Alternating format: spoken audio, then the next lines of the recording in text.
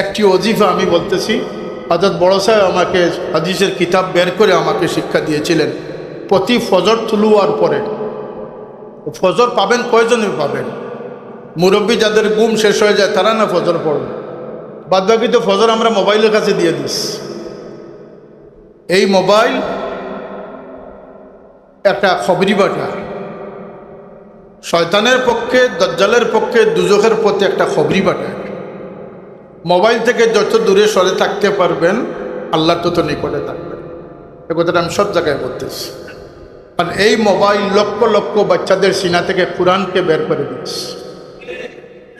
আমি প্রতিষ্ঠানগুলোতে গেলে বলি যে এক বাক্সে দুই জিনিস একত্রে রাখা যায় না। আপনি একটি বাক্সে গয়নাও রাখবেন আবার ময়লা আবর্জনাও রাখবেন, এটা কি সম্ভব?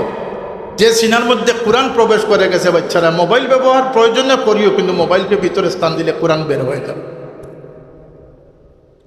ফজর তুলু হওয়ার পরে 3টা কলমা, সুবহানাল্লাহি ওয়া বিহামদিহি সুবহানাল্লাহিল আযীম আস্তাগফিরুল্লাহ। 10 মিনিটও লাগবে না।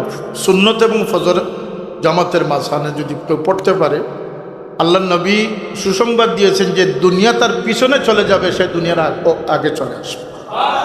অর্থাৎ দুনিয়ার মোহ প্রলোভন তাকে গ্রাস করবে না, দুনিয়ার চেয়ে সে অগ্রসর হবে।